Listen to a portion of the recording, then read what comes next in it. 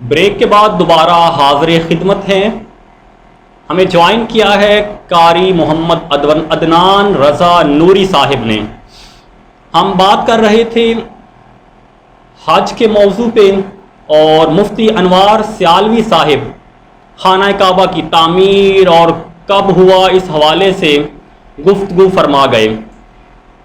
حج کے لیے نہ صرف خانہ کعبہ یعنی مکہ جانا ضروری ہے بلکہ مدینہ الرسول مدینہ منورہ جانا بھی ضروری ہے. تو مدینہ منورہ کی زیارت کے لیے جو فضیلت قرآن پاک میں بیان کی گئی ہے اس حوالے سے رہنمائی چاہتے ہیں مفتی سجاد حسین چشتی صاحب سے. بسم اللہ الرحمن الرحیم. نحمدک یا مجیب کل سائل وعلی آلہ و اصحابہ الفضائل. جس طرح کہ آپ نے فرمایا عمران بھائی، قرآن مجید فرقان حمید کے اندر اللہ رب العزت نے در رسول کی حاضری کے بارے میں کیا ارشاد فرمایا. قرآن مجید فرقان حمید کے اندر خالق کائنات نے فرمایا وَلَوْ أَنَّهُمْ إِذْ ظَلَمُوا أَنفُسَهُمْ جَاءُوكَ، کہ جب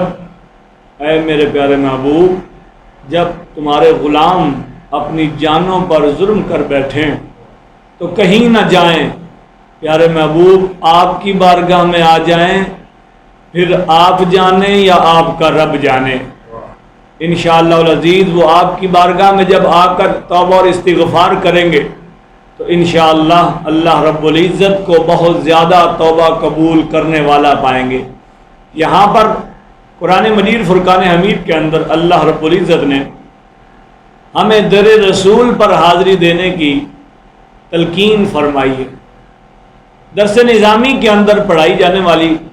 فقہ پر کتاب جو ہے سب سے پہلے نور الایضاح پڑھائی جاتی ہے. اس کے صفحہ نمبر 194 پر حضرت علامہ مولانا حسن بن عمار بن علی بن یوسف شرم اللالی آپ فرماتے ہیں آپ نے ایک فصل باندھی ہے، فصل فی زیارت النبی صلی اللہ علیہ وسلم، اور اس سے پہلے جو فصل ہے وہ فصل فی الحج ہے.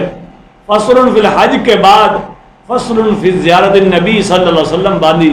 اور اسی آیت کو لیتے ہوئے حضرت علامہ مولانا حسن بن عمار شمبلالی رحمۃ اللہ تعالی علیہ نے بہت ہی خوبصورت بات وہاں پر لکھی.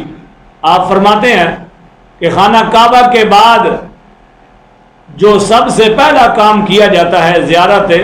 حرمین کے بعد سب سے پہلا کام در رسول کی حاضری ہے. اگر کعبۃ اللہ کا دیدار کر کے عمرہ اور حج کر کے وہیں سے اگر کوئی واپس پلٹ آئے تو وہ یہ نہ سمجھے کہ میں در رسول پر حاضری نہیں دے سکا، بلکہ وہ یہ سمجھے کہ اس کو دو جہاں کے والی و مختار نے بلایا ہی نہیں. وہ یہ سمجھے کہ میرا حج قبول ہو گیا، نہیں بلکہ وہ حج جس کے کرنے کا حکم خالق کائنات نے دیا وہ حج فرضی آمنہ کے لال کے قدموں کے صدقے ہوا ہے. اگر کوئی خانہ کعبہ پر حاضری دے، صفا مروہ کی نشانیاں دیکھے اور رمی جمار کرے اور جناب والا مقام ابراہیم پر کھڑے ہو کر 2 رکعت نفل پڑھے، لیکن یہ سارے کام کرنے کے بعد در رسول پر اگر حاضر نہ ہوا تو وہ ایسے سمجھے کہ جیسے اس کا حج اور عمرہ قبول ہی نہ ہوا. تو یہاں پر حضرت علامہ مولانا عبد الرزاق بتھرالوی رحمۃ اللہ تعالی علیہ آپ فرماتے ہیں کہ اگر کوئی مسجد حرام سے ہی واپس پلٹ آئے، مسجد نبوی میں امام الانبیاء علیہ السلام کی بارگاہ میں حاضری نہ دے تو وہ ایسے ہے جیسے اس نے امام الانبیاء علیہ السلام کے ساتھ جفا کی ہے. جفا کا مطلب ہے جیسے حضور علیہ السلام کو تکلیف پہنچائی ہے، ایذا دی ہے. تو یہاں ہمیں سوچنا چاہیے. کچھ احباب یہ کہتے ہیں کہ حدیث پاک کے اندر آیا کہ سفر دنیا کے اندر اگر کہیں کا کرنا ہو تو صرف اور صرف 3 سفروں کی اجازت ہے، مسجد حرام کی طرف، مسجد نبوی کی طرف اور بیت المقدس مسجد اقصی کی طرف. عزیزان محترم، وہ مسجد نبوی، وہ مسجد حرام اور وہ مسجد اقصی کہ جس کی فضیلت احادیث طیبات کے اندر آئی، وہ ملی کس کے صدقے ہے؟ وہ آمنہ کے لال کے صدقے ہی ملا، اور وہ آمنہ کا لال ہی ہے، دو جہاں کا والی و مختار ہی ہے، کہ جس نے بتایا کہ یہ کعبۃ اللہ وہ کعبۃ اللہ ہے کہ جس کو پہلی نگاہ دیکھو گے جو دعا مانگو گے قبول ہو جائے گی۔ یہ وہ کعبۃ اللہ ہے کہ جس کو دیکھ کر آ کر حج کرو تو تمہارے گناہ خالق کائنات ایسے پاک اور صاف فرما دے گا جیسے لوہے کو بٹھی میں ڈالا جائے تو وہ سارے زنگار کو پاک اور صاف کر دیتا ہے۔ اسی طرح فرمایا کہ یہ خانہ کعبہ وہ گھر ہے کہ جس کو دیکھنے سے انسان ایسے پاک اور صاف ہو جاتا ہے جیسے ابھی ماں کے پیٹ سے نکلا ہے۔ اگر کسی کے رزق میں کمی ہے، تنگی ہے، اگر وہ فراوانی چاہتا ہے تو آمنہ کے لال نے فرمایا کہ آؤ اور اس در کی حاضری دو، اللہ رب العزت تمہارے رزق میں برکت ڈال دے گا۔ عزیزان محترم، یہ وہی مسجد حرام ہے جہاں ایک نماز پڑھے تو 1,00,000 نمازوں کا ثواب ملتا ہے، اور وہی مسجد نبوی ہے کہ جہاں ایک نماز پڑھے تو 50,000 نمازوں کا ثواب ملتا ہے۔ لیکن دیکھنا یہ ہے کہ اگر در رسول پر حاضری نہ ہوئی، مسجد نبوی میں حاضری ہوئی، مسجد اقصی میں حاضری ہوئی، مسجد حرام میں حاضری ہوئی، در مصطفیٰ پر حاضر نہ ہوئے تو سمجھ لیں کہ تمہارا حج قابل قبول نہ ہوگا، تمہارا وہ سارا سفر ضائع جائے گا۔ اگر چاہتے ہو کہ قبولیت کی مہر لگ جائے، آمنہ کے لال کے قدموں میں حاضری دے دو، تمہاری دنیا بھی سنور جائے گی، آخرت بھی سنور۔ مفتی سجاد حسین چشتی صاحب نے ابھی فرمایا کہ خانہ کعبہ میں آپ نماز ادا کریں تو 1,00,000 نماز کا ثواب، اور اگر مسجد نبوی میں نماز ادا کریں تو 50,000 نماز کا ثواب۔ اب عام انسان یہ سوچتا ہے کہ خدا وہی ہے جو خانہ کعبہ میں بھی ہے اور لاہور میں بھی ہے، خدا وہی ہے جو اسلام آباد میں بھی ہے اور مسجد نبوی مدینہ الرسول میں بھی ہے، تو یہ اتنا ثواب زیادہ اور کم کیوں؟ یہ سوال پوچھیں گے۔ اس سے پہلے ہمارے ساتھ موجود ہیں جناب محترم محمد عدنان رضا نوری صاحب۔ آپ سے ملتمس ہوں کہ مدینہ شریف کی حاضری کے حوالے سے جس طرح سجاد حسین چشتی صاحب نے فرمایا، آپ حدیث مبارکہ کی روح سے اس کی فضیلت اور اہمیت کو واضح کریں۔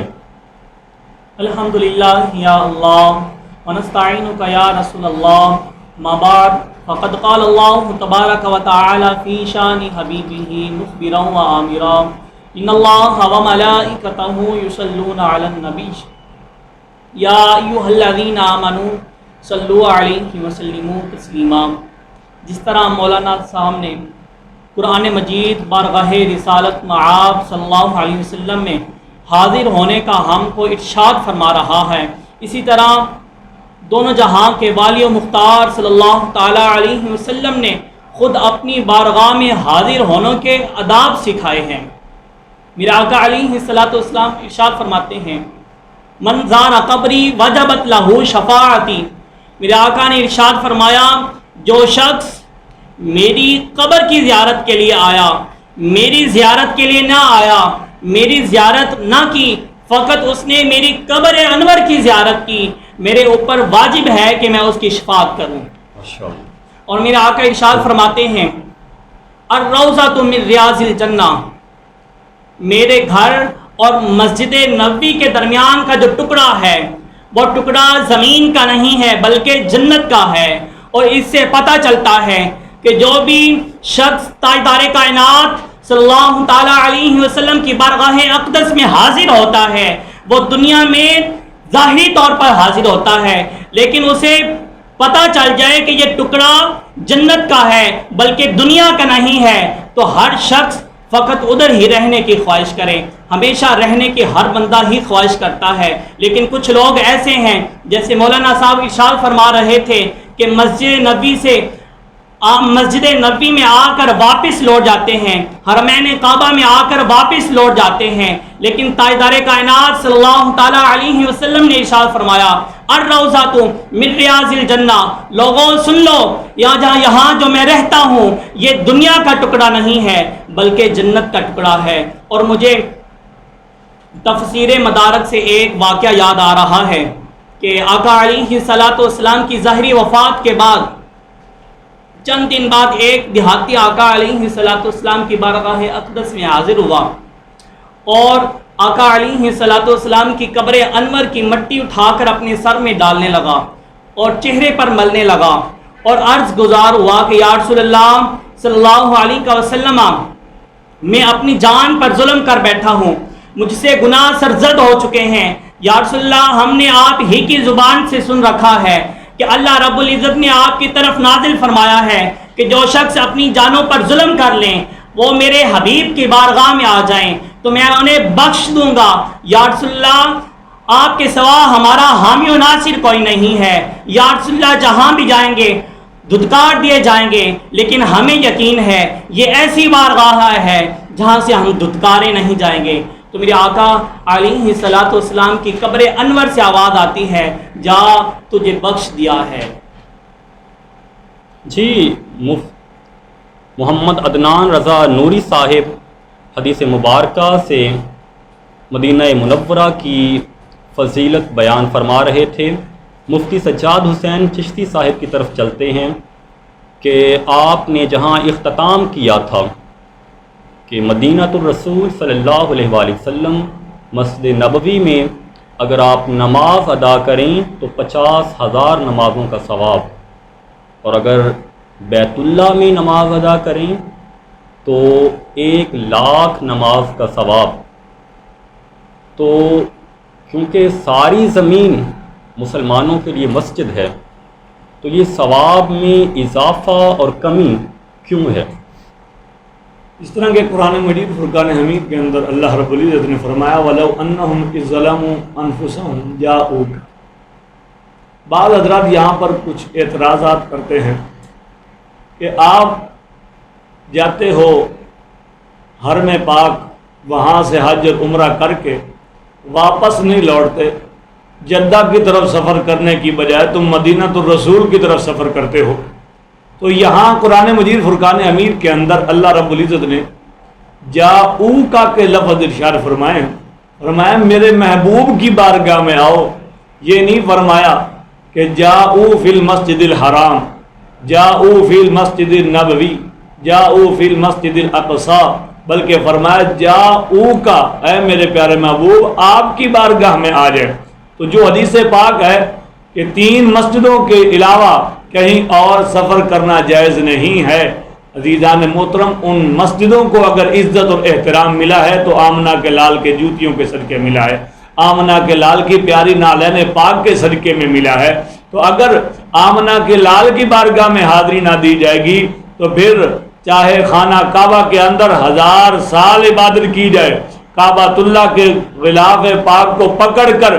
آہوزاریاں کی جائیں، اللہ رب العزت اس کی ایک بھی نہیں سنے گا جس کا آمنہ کا لال کچھ نہیں لگتا۔ عزیزان محترم یہ آیت جو ہے یہ مطلقاً ہے، حضور علیہ الصلوۃ والسلام کے ظاہری حیات کے ساتھ بھی خاص ہے اور آپ کے دنیا سے چلے جانے کے بعد بھی خاص ہے۔ کیوں؟ اس لیے کہ یہاں حضرت ملا علی قاری رحمۃ اللہ تعالی علیہ آپ فرماتے ہیں کہ کیا ایک شخص اگر در رسول پر حاضری نہیں دے سکتا، کعبۃ اللہ جانے کی استطاعت نہیں رکھتا، تو کیا اس کو پھر یہ ثواب نہیں ملے گا؟ اگر وہ اپنی جان پر ظلم کر بیٹھے، گناہ کر بیٹھے، تو کیا اس کی توبہ اور استغفار قابل قبول نہیں ہوگی؟ حضرت ملا علی قاری رحمۃ اللہ تعالی علیہ نے اس آیت کی تفسیر کرتے ہوئے بہت ہی خوبصورت بات بیان فرمائی۔ آپ فرماتے ہیں کہ اگر ہمت ہو، طاقت ہو جانے کی تو ضرور جانا چاہیے، اگر نہ جا سکیں تو اپنے گھر میں بیٹھ کر آمنہ کے لال کو یاد کر لیا کرو۔ حضور علیہ الصلوۃ والسلام کی روح مبارک اپنے غلاموں میں ہر ایک غلام کے گھر میں موجود رہتی ہے، تو اس لیے حضور علیہ الصلوۃ والسلام کے در اقدس پر حاضری دینے کے بھی بہت سارے فضائل ہیں، بہت اجر و ثواب ہے۔ اگر وہاں نہ جا سکیں تو پھر گھر میں بیٹھ کر آمنہ کے لال کے گھر کی اور آمنہ کے لال کے در کا تصور کر کے اگر حضور کو یاد کیا جائے تو امام الانبیاء علیہ الصلوۃ والسلام وہاں سے بھی دستگیری فرمائیں گے۔ جی یہ تھا جناب آج کا پروگرام، اپنا بہت سا خیال رکھیے گا، اللہ حافظ۔